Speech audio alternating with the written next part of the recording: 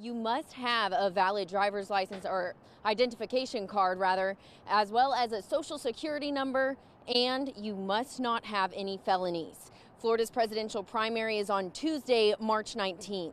That will be the last day you can vote. You can either do it in person or have your mail-in ballot sent to the Supervisor of Elections office by 7 p.m. on election night. Thursday, March 7th is the last day to send in mail-in ballot requests. Once you're registered, you can participate in in-person early voting. That will be March 4th through the 17th. And we'll have a link on our website. We have it right now, WFLA.com, if you would like to go fill out that voter registration form. And it's important to note that only Republican voters are able to vote in this primary, as the two leading candidates are Republicans. That's former President Donald Trump and Nikki Haley. There will not be a Democratic presidential primary election this year. Reporting live in Hillsborough County, Chloe Sparks, 8 on your side. Well, total voter registration down across the state compared to years prior. The last numbers from the state show a little more than 13. What to do with more than $500 million? The money was originally intended for Hillsborough County transportation projects. Lawmakers expected to bring the issue up again as part of committee budget negotiations before the session ends on March 8th. From 2019 to 2021, Hillsborough County residents paid more than $569 million as part of the county's 1% transportation surtax. The state Supreme Court ruled the tax unconstitutional. State lawmakers tried creating a plan for the money last year, but never reached an agreement.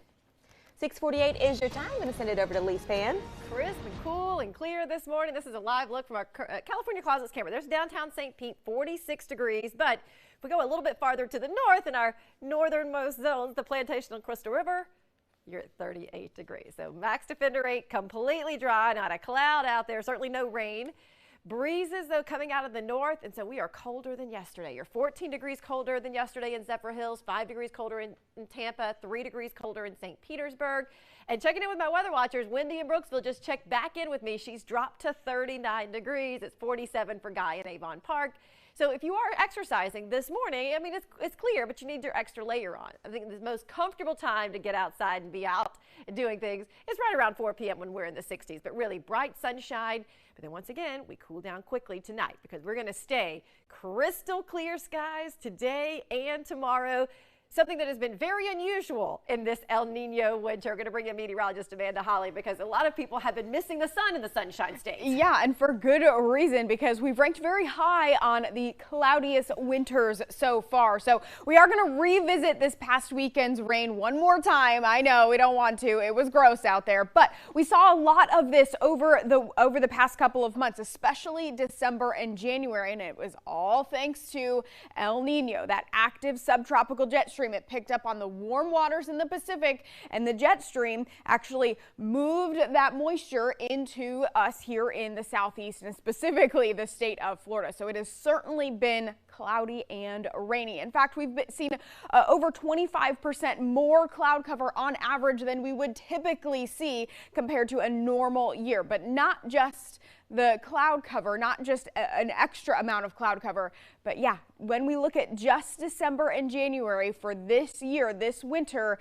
all of the peninsula from about Alachua County south has seen the cloudiest winter on record. So you're not imagining it. It has been gloomy. We have all felt the sadness, but luckily, Leigh, El Nino is actually dissipating, so we are going to see this go away. We're going to certainly see some more longer stretches of these clear and quiet weather days like we're seeing this week. Yeah, this week is one of the first times we've seen just those bright blue, crystal clear skies that we typically have so many of during the winter. So that's going to continue for today and tomorrow and into Thursday. We do have another cold front coming, though, so we've got to look long range for it. Now, notice Friday morning, our winds are out of the south, so it's going to be a warmer day, but it's going to start out dry. During the evening is when I expect most of this rain to come through. Not a heavy amount of rain and certainly not lingering like last weekend. In fact, by Saturday morning, we're already clearing it back out. So we have another little shot of some cooler air staying below average all the way through Monday. And then next week, I do think it's going to be a warmer one.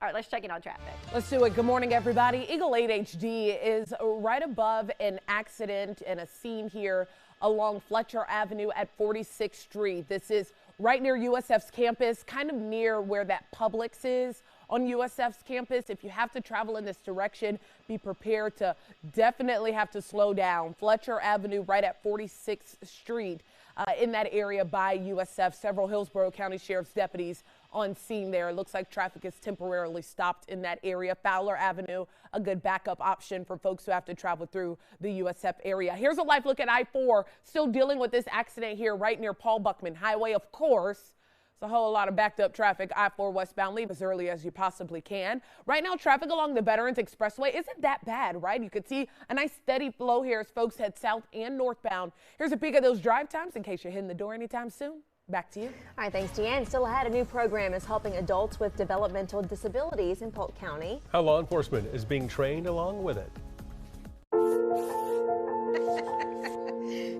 Hey, honey. We thought we'd try something new. Family art hour.